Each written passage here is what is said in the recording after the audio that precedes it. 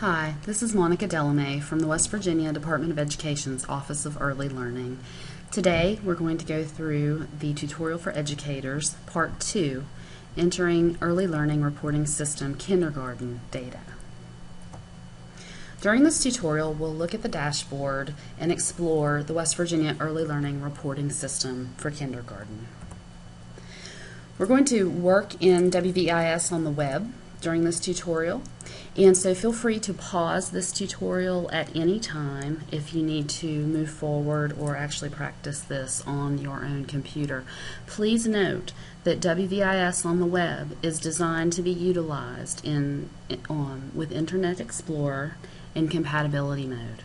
Therefore, if you have a tablet or other device, or if you're using a different browser, the application may not work as it is supposed to. So please remember Internet Explorer actually on a PC in compatibility mode.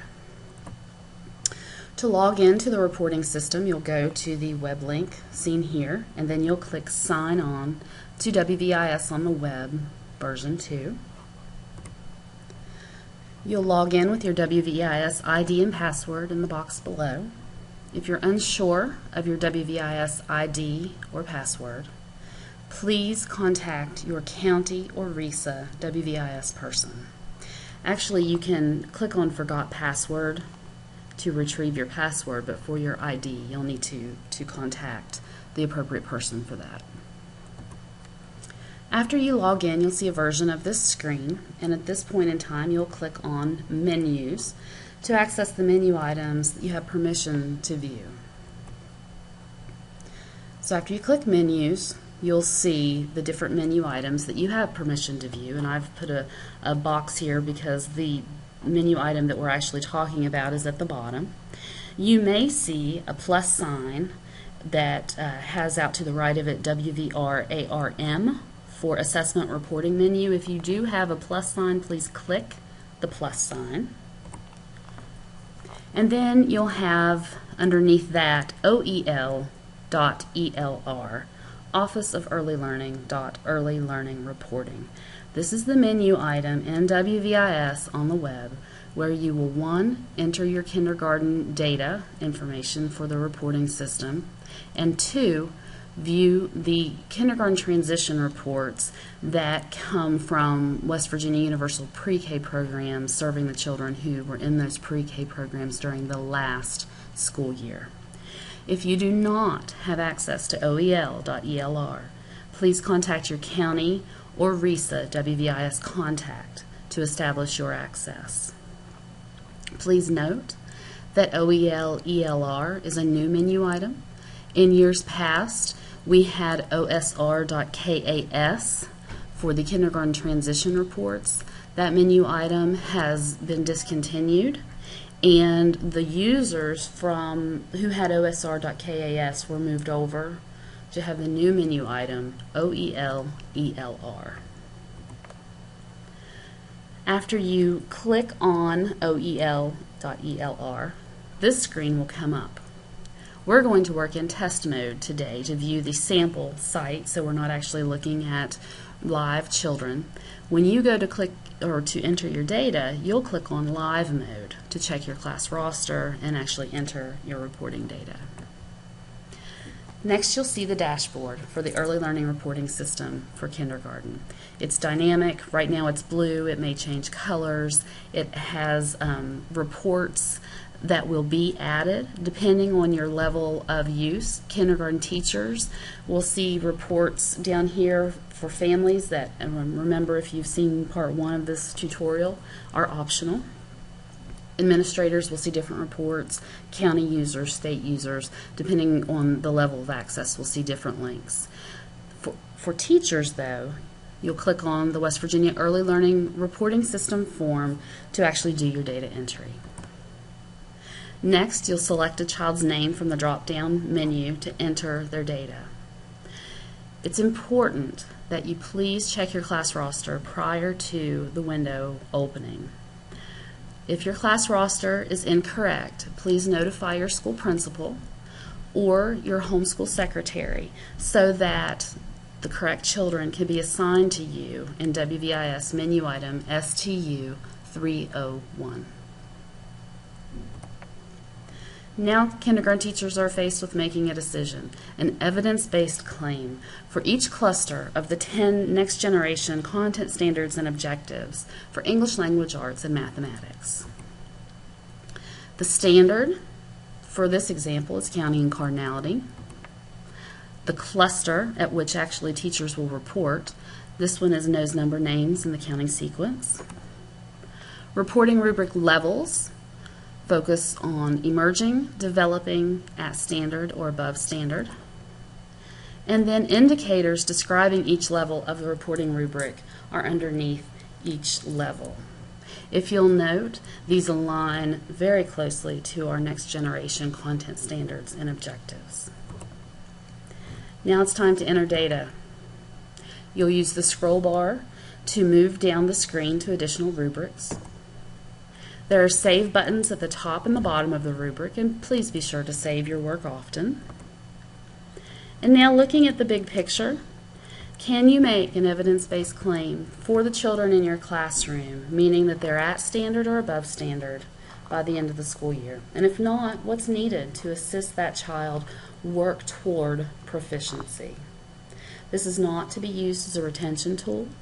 However, we do know that if a child is not proficient, if they are still emerging or developing, then there are certainly instructional techniques and strategies that can be utilized to assist the children to move toward being at standard. Will all children in your class be at standard at the end of the year for every single cluster? Not necessarily. However, the work begins with at the beginning of the year, on the first day of the school year, in getting to know the children, knowing their strengths and weaknesses, and helping them move toward, develop toward being at standard or above standard.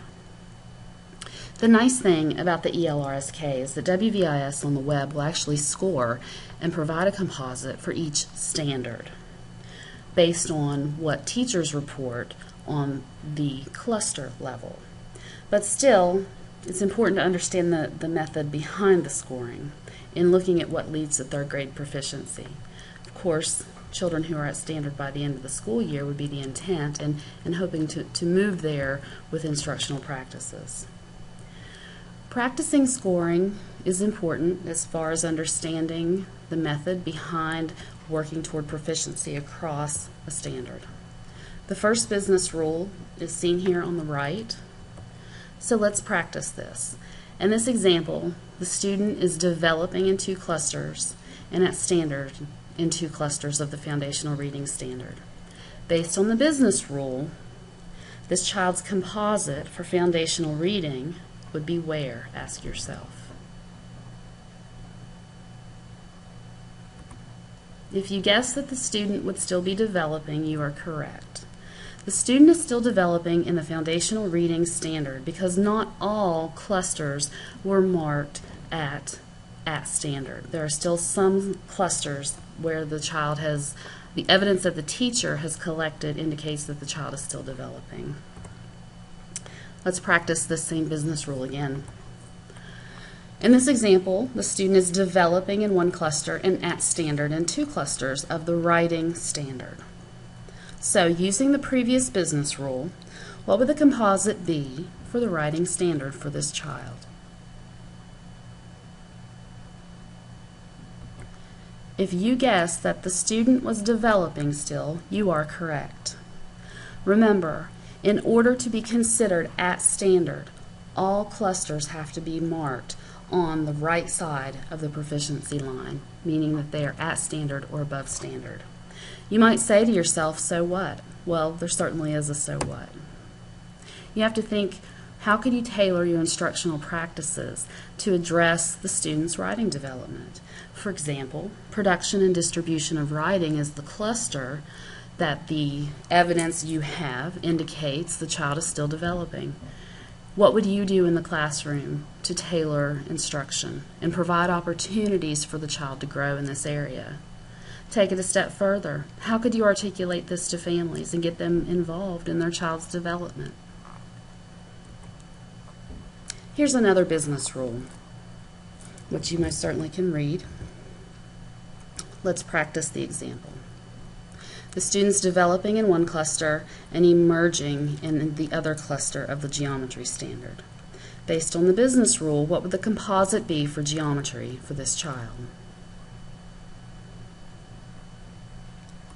If you guessed emerging, you are correct.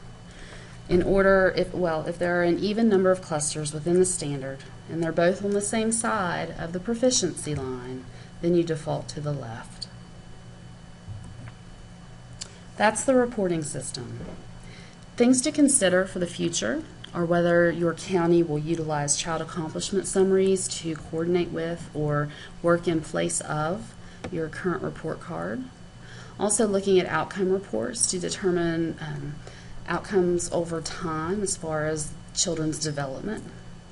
And then additional data entry points, which can be determined by counties. This concludes part 2 of the tutorial for the Early Learning Reporting System for kindergarten. If you have questions, please let me know. My contact information is right here. Thank you and have a good day.